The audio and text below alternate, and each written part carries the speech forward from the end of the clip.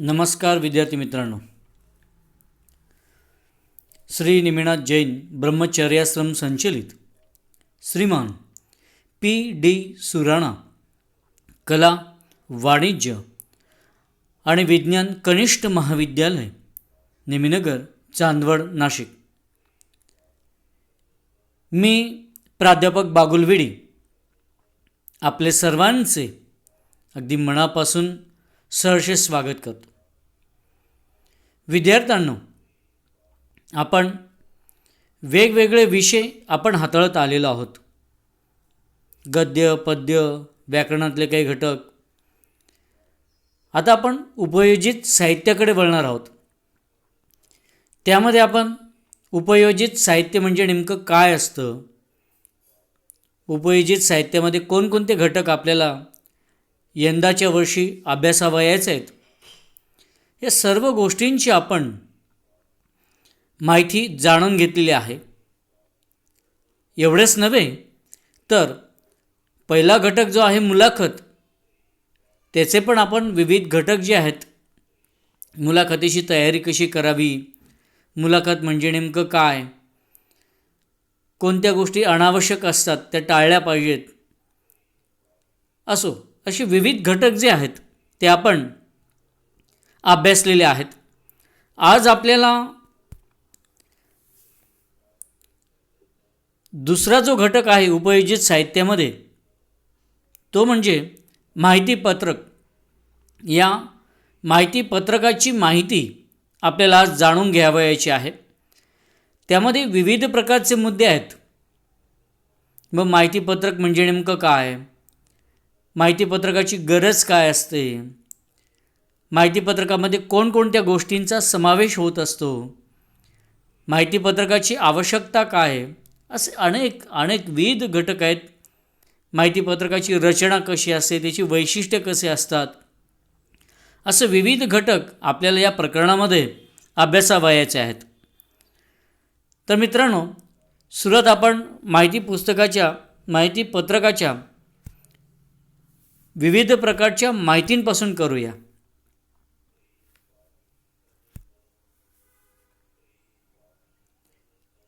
मित्रांनो,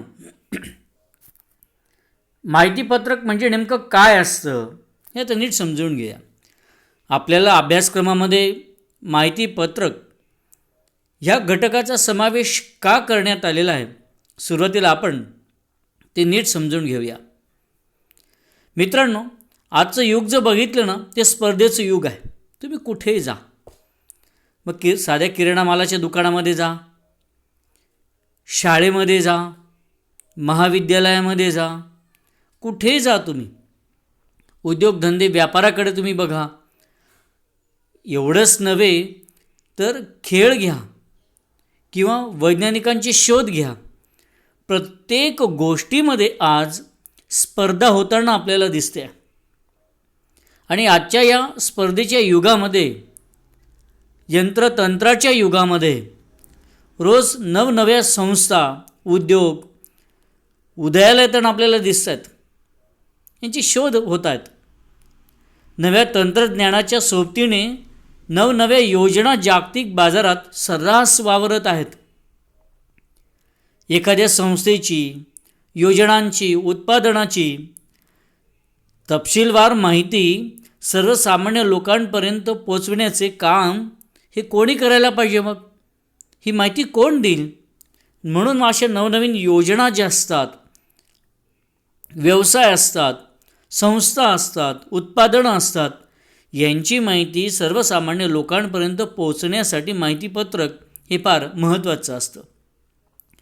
जागतिकीकरण आणि व्यापारीकरणामुळे ग्राहकही दिवसेंदिवस जागृत झाला आहे. एवढंच नाही, तो खूप चौकसही झालेला आहे. ग्राहकाला घर बसल्या लिखित स्वरूपात हे सगळे तपशील माहितीपत्रकाच्या माध्यमातून उत्पादक उपलब्ध करून देऊ लागलेले आहेत. माहितीपत्रक हे एका अर्थी उत्पादनाचे, संस्थेचे एक प्रकारे प्रसिद्धीपत्रकच असतं. सगळी माहिती त्याच्यामध्ये सामावलेली असते. माहितीपत्रकास उत्पादक आणि ग्राहक यांच्यातील अप्रत्यक्ष दुवा असेही म्हणता येऊ शकते. बरोबर आहे. कारण कसं असतं की जिथून माल उत्पादन होत असतो ती संस्था आणि ग्राहक यांच्यामध्ये कोणीतरी संवाद साधणं हे अत्यंत गरजेचं असतं. आणि हा संवाद हा माहिती पत्रकाच्या अनुषंगाने हा पूर्ण केला जात असतो. म्हणून अभ्यास मंडळाला पण कदाचित त्याची आवश्यकता वाटली असेल आणि म्हणून मराठी या विषयामध्ये थोडंसं वेगळं पण यावं, या गोष्टींचाही समावेश व्हावा. कारण की हे घटक आता महत्त्वाचे आहेत, व्यवहारामध्ये अतिशय महत्त्वाचं आहे. याचंही ज्ञान विद्यार्थ्यांना झालं पाहिजे. कदाचित अशा प्रकारची अपेक्षा ही अभ्यास मंडळाची असेल आणि म्हणूनच काय की हा घटक जो आहे माहिती पत्रक हा आपला 12वीच्या अभ्यासक्रमामध्ये दिलेला आहे. मित्रांनो, याचा आपण सविस्तर आणि खुलासेवार आपण अभ्यास करूया.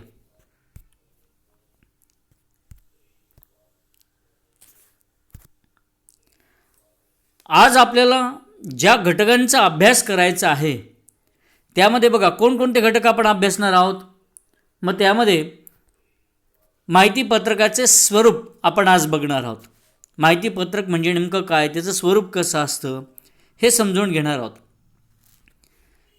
त्याचबरोबर माहिती पत्रकाची गरज, साहजिकच आपल्या मनामध्ये एक शंका येऊन जाते की माहिती पत्रक आहे याची गरज काय, आवश्यकता काय, महत्त्व काय, हे प्रश्न मुलांच्या समोर असतात. आणि म्हणूनच की काय की माहिती पत्रकाची गरज काय हे विद्यार्थ्यांना समजलं पाहिजे, लक्षात आलं पाहिजे. माहिती पत्रक असतं पण ते कसं असतं, त्याची रचना कशी असते, त्या रचनेची काही वैशिष्ट्ये आहेत का, त्या रचनेला काही महत्त्व आहे का, ह्या सगळ्या गोष्टी ज्या आहेत या सगळ्या गोष्टी आपल्याला इथे समजून घ्यावायच्या आहेत. तसंच माहिती पत्रकासाठी आवश्यक मुद्दे कोणकोणते असतात. जर समजा माहिती पत्रकाची माहिती आपण घेणार आहोत, मग या माहिती पत्रकामध्ये कोणकोणते मुद्दे आवश्यक असतात, कोणकोणत्या गोष्टी आल्या पाहिजेत, याची सविस्तर माहिती आजच्या या मराठीच्या ऑनलाईन तासिकेमध्ये आपल्या सगळ्यांना घ्यावयाची आहे. मित्रांनो, आपण व्यवस्थित नीट समजून घेऊया. तुम्ही जर ह्या घटकाकडे नीट लक्ष दिलं तर तुम्हाला हा घटक अगदी सहज कळेल. कारण की तुमच्या व्यवहारातला हा घटक आहे. या व्यवहारामध्ये तुम्ही पण आहात, या व्यवहाराला सोडून तुम्ही नाही आहे, म्हणून हा घटक सहज कळेल. पण जी माहिती जी आहे ती तुम्ही नीट लक्षात घेतली पाहिजे. तर आपण ती माहिती नीट बघूया. सुरुवातीला मी काय केलं आहे, तुम्हाला काही नमुने दिलेले आहेत. ही माहिती पुस्तकच आहेत असं नाही, पण ती नमुने दिलेले आहेत. माहिती पत्रकाचेच हे प्रकार आहेत, माहिती पत्रकाचेच हे प्रकार आहेत. पण काही छोटे प्रकार आहेत ज्याला आपण हँडबिल म्हणतो, किंवा आपण ज्याला एक पॉम्पलेट म्हणत असतो, यामध्ये किंवा एखादं परिपत्रक असतं, यामध्ये आणि माहिती पत्रकामध्ये काय फरक आहे हे तुम्हाला नीट समजावं, किंवा निदान माहितीपत्रक काय असतं याची कल्पना यावी म्हणून ही काही उदाहरणं दिली. तुमच्यासमोर काही पॉम्पलेट्स आहेत, काही हँडबिल आहेत, त्यातली माहिती कशी असते आणि माहितीपत्रकामध्ये येणारी माहिती कशी असते हे आपल्याला थोडंसं नीट खुलासेवार समजून घ्यायचं. तुमच्यासमोर मुंबई नेव्हल डॉक यार्ड यांनी एक माहिती दिलेली आहे. श्री बालाजी स्पर्धा परीक्षा पुस्तक भांडार आहे. आता यांनी दिलेली माहितीमध्ये काय काय दिलेलं बघा. तुम्ही हे पॉम्पलेट जर नीट जर बघितलं ना तर यामध्ये किती जागा आहेत ते दिलेलं आहे, जाहिरात कशी आहे ते तुम्हाला कळेल. जर तुम्हाला ऑनलाईन माहिती पाहिजे असेल तर त्याचासुद्धा उल्लेख या ठिकाणी केलेला आहे. वार, दिनांक, वेळ याचाही उल्लेख यामध्ये आलेला आहे. तसेच काही माहिती पण दिलेली आहे. ह्या भांडारा संदर्भातली काय माहिती आहे ती तुम्हाला दिलेली आहे. मग 10वी पास व ITIमधील फिटर, मशिनिस्ट, वेल्डर, प्लंबर हे बघा अशी सगळी माहिती दिलेली आहे. असे जे ट्रेड पास असणारे उमेदवार आहेत तर या लोकांसाठी ही जागा आहे. एवढंच नाही तर अप्रेंटिस असेल तर मानधन मिळेल, पत्ता दिलेला आहे, अशा अनेक गोष्टी तुम्हाला याच्यामध्ये दिलेल्या आहेत. म्हणजे मित्रांनो, तुम्हाला लक्षात येतं आहे का? म्हणजे ही एक प्रकारे जाहिरातच असते. म्हणून यामध्ये महत्त्वाच्या ज्या गोष्टी ज्या असतात ना, त्या महत्त्वाच्या गोष्टींचा समावेश इथे केलेला आहे. आता पुढे बघा. आता ही छोटंसं एक पॉम्पलेट आहे. त्याच्यामध्ये पण थोडीशी माहिती दिलेली आहे. एक कम्प्युटरच्या संदर्भामध्ये माहिती दिलेली आहे. तो कोर्स कसा आहे, तो किती रुपयांचा आहे, किती तारखेपर्यंत तुम्ही प्रवेश घेतले पाहिजेत, त्याच्यानंतर हा सरकार मान्य आहे किंवा नाही, याच्यात काही सवलती तुम्हाला दिल्या जाणार आहेत किंवा नाही, म्हणजे थोडक्यात माहिती ह्या ठिकाणी तुम्हाला दिलेली आहे. आता बघा, कृषी महोत्सव या संदर्भात एक अँड्रॉइड ॲप असतं, त्याची माहिती या ठिकाणी दिलेली आहे. आता ही माहिती कशी कशी दिलेली आहे ती नीट बघा. आता बघा, सुरुवातीला त्यांनी श्री स्वामी समर्थ कृषी विकास व संशोधन चॅरिटेबल ट्रस्ट, एका ट्रस्टच्या मार्फत हे चालत असतं. कृषी महोत्सव अँड्रॉइड ॲप, मग त्या ॲपची काही वैशिष्ट्ये पण दिली आहेत बघा. म्हणजे या माहितीपत्रकामध्ये त्या उत्पादनाच्या संदर्भात वैशिष्ट्ये दिलेली असतात, माहिती दिलेली असते. आता इथे सुद्धा त्याने माहिती दिलेली बघा. कृषी महोत्सव संदर्भातील सर्व अद्ययावत माहिती आहे. मागील कृषी महोत्सवाची पण माहिती दिलेली आहे. कृषी महोत्सवात सहभागी होणाऱ्या संस्था आणि कंपनी यांची माहिती दिली. म्हणजे या ॲपमध्ये काय काय असू शकतं आणि काय काय नाही याची माहिती याच्यामध्ये दिलेली आहे. एवढंच नाही तर ऑनलाईनसाठी की तुम्हाला वेबसाईट पण दिलेली आहेत. म्हणजे या संदर्भातली सगळी माहिती याच्यामध्ये समाविष्ट आहे. म्हणजे थोडक्यात तुम्हाला यातल्या ज्या महत्त्वाच्या गोष्टी ज्या असतात ना, मग त्या उत्पादनाच्या संदर्भातल्या असतील, वार दिनांकाच्या संदर्भातल्या असतील, वस्तूच्या वैशिष्ट्याच्या संदर्भातल्या असतील, ही सगळी माहिती तुम्हाला इथे मिळते. पुढे बघूया. आता हे एक पॉम्पलेट आहे. थोडक्यात म्हणजे संगणकाची काही माहिती तुम्हाला दिलेली आहे. आगामी राज्यसेवा असिस्टंट STI मुख्य परीक्षेसाठी संगणक व माहिती तंत्रज्ञान, म्हणजे संगणकाच्या संदर्भातली तुम्हाला काय काय माहिती पाहिजे असेल, मग असं एक पुस्तक आहे आणि त्या पुस्तकामध्ये ही सविस्तर माहिती दिलेली आहे. मग त्या पुस्तकाची काही ठळक वैशिष्ट्ये पण त्यांनी दिलीत बघा इथे. लोकसेवा आयोगाच्या सुधारित अभ्यासक्रमानुसार प्रकरणांची मांडणी, संगणकाच्या इतिहासातून ते आजच्या आधुनिक संगणक तंत्रज्ञानापर्यंत सविस्तर चर्चा, अद्ययावत माहिती व आकडेवारी सोबत ताज्या घडामोडींचा समावेश वगैरे वगैरे सगळी माहिती तुम्हाला दिलेली आहे. मग तिथे एक चित्र पण दिलेलं आहे, लेखकाची माहिती दिलेली आहे, या पुस्तकाची किंमत पण दिलेली आहे, किंबहुना हे पुस्तक तुम्हाला कुठे मिळू शकतं याची काही ठिकाणं पण दिलेली आहेत बघा. आपा बळवंत चौक पुणे, नोकरी संदर्भ महालक्ष्मी चेंबर कोल्हापूर, हे सगळं तुम्हाला दिलेलं आहे. त्या पुस्तकाची वैशिष्ट्ये पण दिली आहेत, पब्लिकेशन पण दिलेलं आहे. म्हणजेच थोडक्यात इथे तुम्हाला त्या पुस्तकाच्या संदर्भातली जी माहिती जी आहे ती माहिती तुम्हाला उपलब्ध करून दिलेली आहे.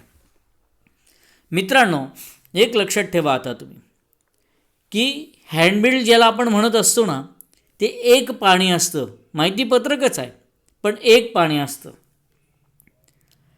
त्याच्यामध्ये संपूर्ण माहिती पानाच्या एका बाजूला, कधी दोन्ही बाजूला छापलेली असते.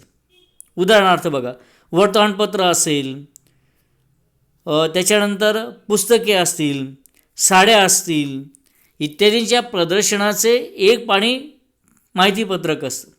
कधीकधी पुस्तकं विकायला बघा, त्याची स्टॉल असतात, मग त्याची माहिती देणारं एक हँडबिल असतं.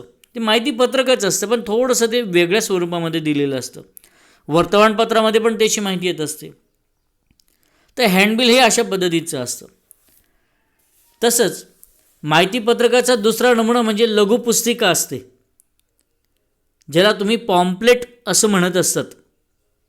हे एका पानाचे काही कप्पे केलेले असतात आणि त्या कप्प्यांमध्ये त्या उत्पादनाच्या संदर्भात सगळी माहिती जी असते ती छापून आलेली असते. पण कधीकधी हे 2 किंवा 3 पानाचं पण असू शकतं. याचं जर उदाहरण बघायचं असेल ना, हॉटेलमध्ये पदार्थांच्या नावाची लघुपुस्तिका माहितीपत्रक असतं बघा.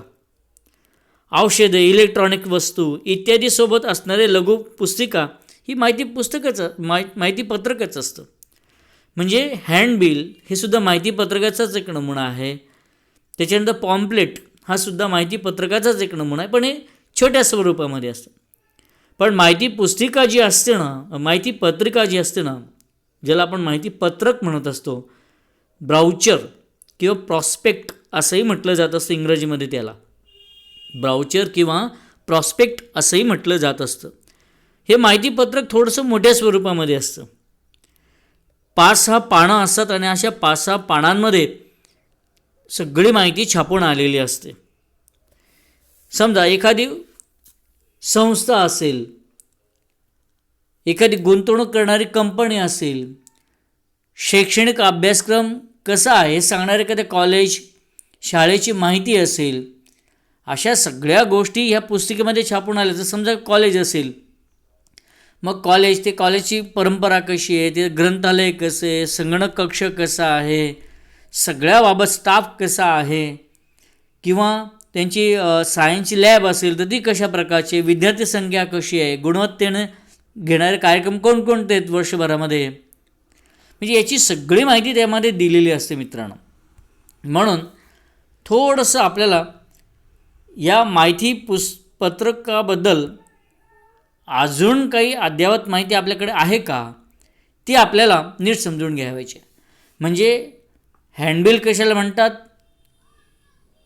पॉम्पलेट कशाला म्हणतात, किंवा प्रॉस्पेक्ट कशाला म्हणतात, हे थोडक्यात आपण नीट समजून घेतलं. मग आता माहितीपत्रकाच्या खऱ्या माहितीकडे आपण वळूया. आजच्या स्पर्धेच्या युगात जागतिकीकरण तसेच व्यापारीकरणामुळे ग्राहक अधिकाधिक चौकस झाला आहे. कोणत्याही व्यवहारासंबंधी त्याला बारीक सारीक माहिती हवी असते आणि हा तपशील घर बसल्या पाहिजे असतो. तेव्हा ही ग्राहकाची मानसिकता सामाजिक, शैक्षणिक, आर्थिक, राजकीय, उद्योजक, व्यापाऱ्यांनी ओळखून त्या ग्राहकाचे मानसिक समाधान करण्यासाठी विविध मार्ग शोधले आहेत. त्या विविध मार्गांपैकी माहितीपत्रक हा एक महत्त्वाचा मार्ग आहे. नीट समजून घ्या. आता स्पर्धेचं युग आहे आणि ग्राहक जो तो चौकस झालेला आहे. पूर्वी लोक एवढं माहिती ठेवायचं नाही आणि फसवणूक पण व्हायची नाही, पण आता फसवणुकीचे प्रकार पण होतात. म्हणून ग्राहक जो तो चौकस झालेला आहे त्याला बारीक सारीक माहिती हवी असते, तपशीलवार हवी असते, आणि विशेष म्हणजे ही माहिती त्याला घर बसल्या पाहिजे असते. पूर्वी ठराविक दुकानं असायची, ती माहिती असायची सगळी. आता उत्पादनं करणारे कंपन्या पण खूप झाल्यात आणि त्याच्यामुळे येणारी वस्तू ही कशी आहे याबाबत माहिती त्याला आवश्यक असते. किंवा एखादी संस्था असेल, एखादी कंपनी असेल, त्याबद्दल सविस्तर माहिती त्याला हवी असते. आणि आता सगळं नेटचा जमाना झालेला आहे, महाजालाचा जमाना झालेला आहे. इंटरनेटवर माहिती पाहिजे असते, घर बसल्या त्याला माहिती पाहिजे असते. आणि म्हणून मग सामाजिक, शैक्षणिक, राजकीय कोणतेही क्षेत्र असो त्यातली माहिती त्याला घर बसल्या पाहिजे असते.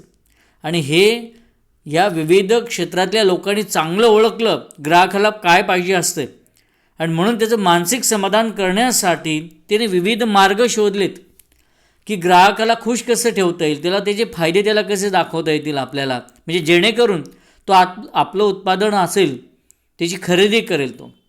आणि म्हणूनच त्यासाठी या विविध मार्ग जे त्याने शोधलेले आहेत त्यातलं माहितीपत्रक हा आपल्याला एक मार्ग सांगता येऊ शकतो.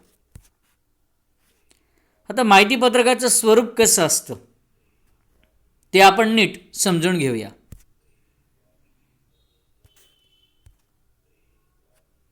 आता यामध्ये एक एक मुद्दे आपल्याला बघायचे आहेत.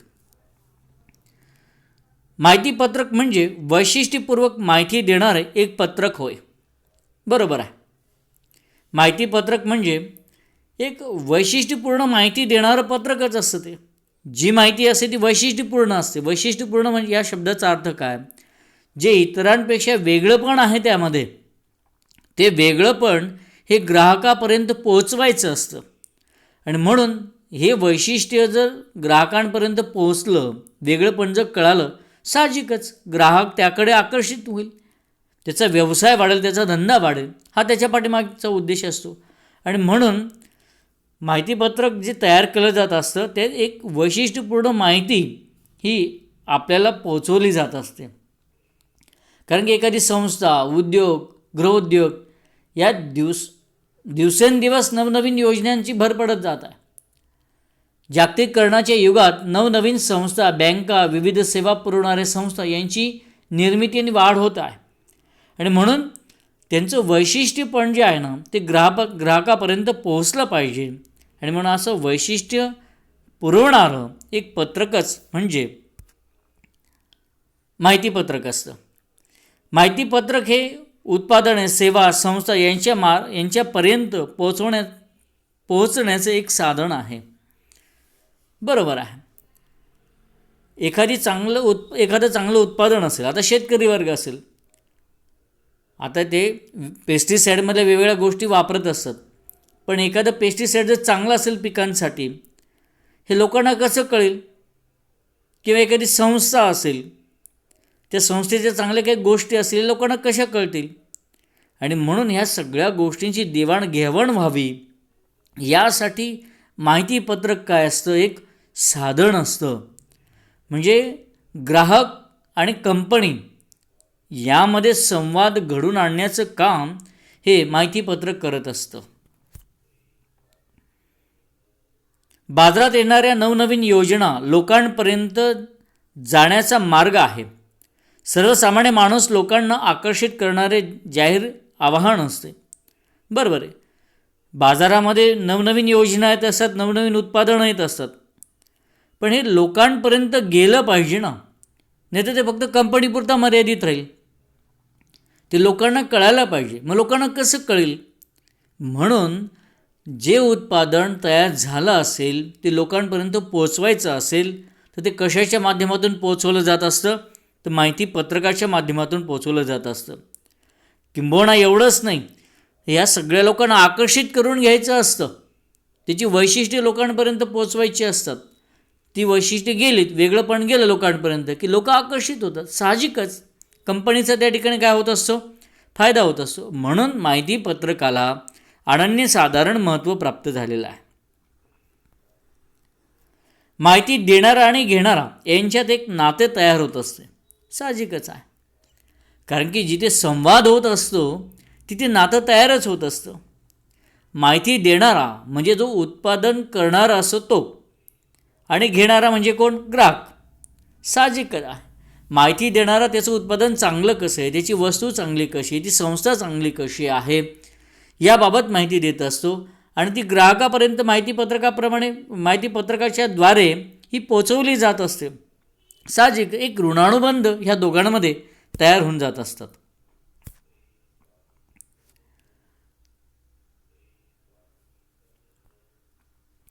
नवनवीन ग्राहक आणि बाजारपेठा काबीज करण्याची ही पहिली पायरी असते. ग्राहकांना आवश्यक असलेली माहिती त्यांना तात्काळ घरी बसल्या मिळत असते. जे नवीन ग्राहक असतात ना, तर बाजारपेठामध्ये ज्या नवनवीन गोष्टी आलेल्या असतात त्याची माहिती ग्राहकापर्यंत गेली पाहिजे. आणि जो कंपनीमधून माल उत्पादन करत असो किंवा वस्तूंची निर्मिती करत असो किंवा एखादी संस्था असो, एखादी सेवाभावी संस्था असो किंवा एखादं महाविद्यालय असो, शाळा असो, यांना बाजारपेठ काबीज करायची असते.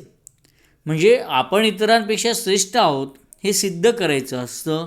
आणि म्हणूनच तो आपलं वेगळंपण हे माहितीपत्रकातून तो लोकांपर्यंत पोचवत असतो. म्हणजे जेणेकरून त्याची प्रसिद्धी व्हावी हा त्या पाठीमागे उद्देश असतो. म्हणून माहितीपत्रकाला जास्त महत्त्व असतं. ग्राहकांना आवश्यक असलेली माहिती त्यांना तात्काळ पाहिजे असते, लगेच पाहिजे असते. आणि ती कशातून मिळत असते? मग साहजिकच आहे, ती माहितीपत्रकातून त्यांना उपलब्ध होत असते. ही माहिती कमी वेळात, कमी खर्चात लोकांपर्यंत पोहोचत असते. म्हणूनच माहितीपत्रक हे एक प्रकारचे जाहिरातीचेच कार्य करत असते. बरोबर आहे. माहितीपत्रक म्हणजे अतिशय कमी वेळात, कमी खर्चात लोकांपर्यंत सगळी माहिती पोचवत असतं. आणि म्हणूनच थोडक्यात काय, तर माहितीपत्रक ही एक प्रकारे काय करत असतं? जाहिरातच करत असतं.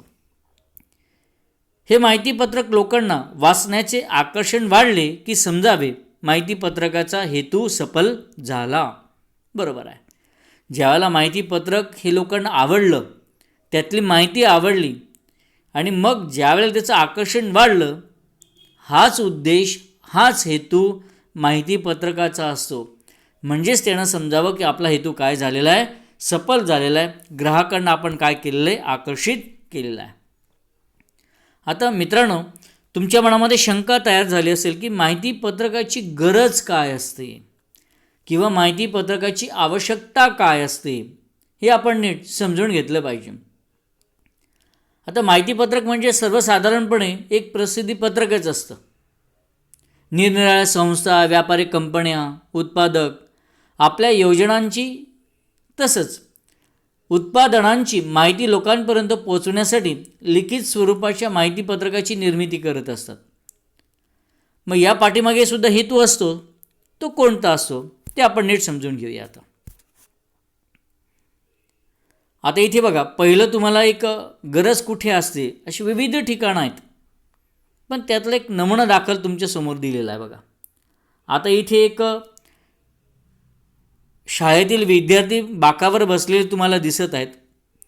म्हणजे ज्या ठिकाणी शाळा महाविद्यालय असतात ना, अशा ठिकाणी माहितीपत्रकाची गरज असते.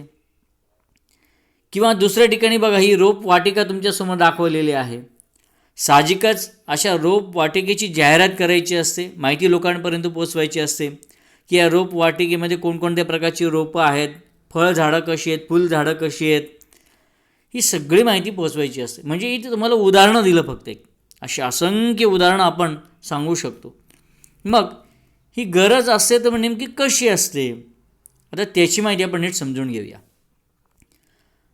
आजच्या कालावधीत भाजीपाला विक्रेत्यापासून तर अगदी लाखो रुपयाची आलिशान कार घेणाऱ्यांपर्यंत सर्वांना माहितीपत्रकाची आवश्यकता वाटू लागली आहे. दिवाळी फराळाचे दुकाने, रेडीमेड साडी, कपडे, फर्निचर, इलेक्ट्रॉनिकची दुकाने, दिवाळी अंक, किराणा मालाची दुकाने, मॉल, पुस्तके, हॉटेल्स, मंगल कार्यालय, विद्युत उपकरणे, यंत्रसामुग्री, घरगुती वापराच्या वस्तू, कारखाने, व्यापार, औषधांची ठिकाणे, अशा विविध ठिकाणी माहितीपत्रकाची आवश्यकता असते. आता माहितीपत्रकाची आवश्यकता कुठे असते ते दिलेले बघायचे. एक साधा तुम्ही भाजी विक्रेता घ्या, तुम्ही सायकल दुकानदार घ्या, तुम्ही कोणी का असे ना, प्रत्येकाला आपल्या व्यवसायाच्या संदर्भात, उद्योगधंद्याच्या संदर्भात माहिती द्यावीशीच वाटत असते, लोकांना आकर्षित करावंसंच वाटत असतं. मग इथे खूप उदाहरणं दिलेली आहेत, इथे खूप उदाहरणं दिलीत की मग तो भाजीपाला विक्रेता असो, एखादा कार घेणारा असो, इलेक्ट्रॉनिक फर्निचरचं दुकान असो, किराणा माल विकणारा असो, हॉटेल्स असो, मंगल कार्यालय असो, एखादं मेडिकलचं दुकान असो, अशा प्रत्येकाला आवश्यकता ही माहितीपत्रकाची असते. अजून कुठे कुठे असते तेही बघा. आता या पलीकडे सिनेमा हॉल, हॉस्पिटल, सामाजिक शैक्षणिक संस्था, आर्थिक उलाढालीचे केंद्र, बँक, पोस्ट, LIC, पतपेढ्या, अशा ठिकाणी माहितीपत्रकाची आवश्यकता असते. तसेच कृषी केंद्र, शेतीविषयक अवजारे, कलाविषयक ठिकाणे, प्रवासाची ठिकाणे, रोपवाटिका, अशा विविध ठिकाणी माहितीपत्रकाची गरज भासत असते. ज्या ज्या ठिकाणी ग्राहकांना आकर्षित करण्याची गरज असते अशा ठिकाणी माहितीपत्रक कामी येत असते. आपल्या व्यवसायाचा ग्राहकांना होणारा फायदा लोकांपर्यंत पोहोचवण्यासाठी माहितीपत्रकाची गरज असते. शेवटची वेळ अतिशय महत्त्वाची असते की जो व्यवसाय आम्ही थाटलेला आहे, जे उत्पादन आम्ही तुमच्यापर्यंत पोहोचवत आहोत, त्याचा फायदा काय, त्याची वैशिष्ट्ये काय, ही लोकांपर्यंत पोचवायची असतात. मग ते हॉटेल्स असो, हॉस्पिटल असो, शैक्षणिक संस्था असो, LIC असो, पोस्ट असो, रोपवाटिका असो, कोणी का असेल, कुठलंही ठिकाण असो, तर ग्राहकांचा फायदा कसा आहे हे माहितीपत्रकाच्या साहाय्यानं पोचवलं जात असतं. म्हणून माहितीपत्रकाला खूप महत्त्व आजच्या कालावधीत मिळालेलं आहे. आता माहितीपत्रकाची आवश्यकता असणारी ठिकाणं कोणकोणती आहेत? खूप ठिकाणं आहेत मित्रांनो. मी त्याचा एक तक्ता बनवलेला आहे, कारण की कसं ढोबळमानानं आपल्या लक्षात राहत नाही, पण तक्ता केलं की त्याची रचना असते, त्या रचनेचं एक वैशिष्ट्य असतं आणि आपल्याला लक्षात येतं ते. बघा आता तक्ता कसा आहे. यामध्ये ठिकाणं दिलेली आहेत. कोणकोणती ठिकाणं आहेत ती दिलेली आहेत बघा. जवळजवळ 42 ठिकाणं दिली, यापेक्षा भरपूर आहेत, पण एक उदाहरणं दाखल तुमच्यापर्यंत ही सगळी मांडणी केलेली. बघा आता याच्यामध्ये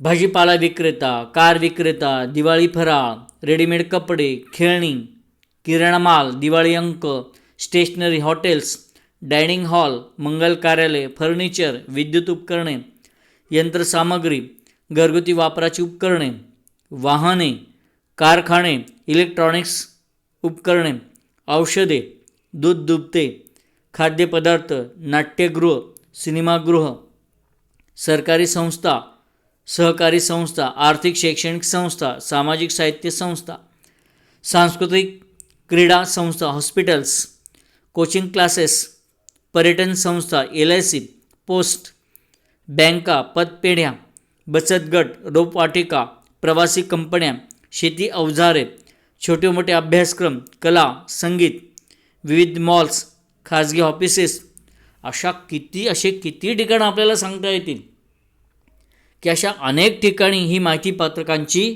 गरज असतेच.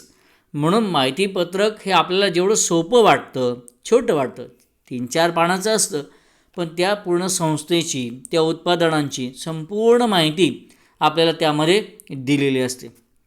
मित्रांनो, आपण बरीचशी माहिती आजच्या या ऑनलाईन तासिकेमध्ये आपण घेतलेली आहे.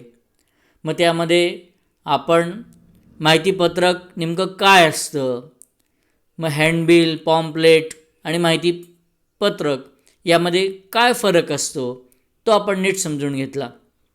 किंबहुना माहितीपत्रकाची गरज काय असते ते आपण बघितलं, त्यातले मुद्दे आपण लक्षात घेतले. माहितीपत्रक कुठे कुठे आवश्यक असतं, ती ठिकाणं कोणती, त्याची एक यादी, एक तक्ता आपण नीट समजून घेतला. मित्रांनो, आजच्या ऑनलाईन तासिकेमध्ये आपण इथेच थांबूया. जे घटक दिले ते तुम्हाला कळालेलेच. याच्यावरची माहिती मी तुम्हाला देतो आहे, ती व्हॉट्सअपवर येईल. ती वहीमध्ये सविस्तर लिहून घ्यायची. तुम्हाला जे आम्ही नोट्स देतो त्या नोट्सच आहेत, त्या सविस्तर ते लिहून घ्यायचं. आणि किंबहुना त्याच्यावरची काही कृतीपत्रिका असेल, ती कृतीपत्रिकाही तुम्ही बघा, ती नीट सोडवा, त्याची उत्तरे बघा आणि ती कृतीपत्रिका देखील वहीमध्ये लिहून घ्या. मित्रांनो, आजच्या या ऑनलाईन तासिकेला तुम्ही मला जे सहकार्य केलं त्याबद्दल अगदी मनापासून मी तुमचे सर्वांचे मनपूर्वक धन्यवाद मानतो आणि आज थांबतो.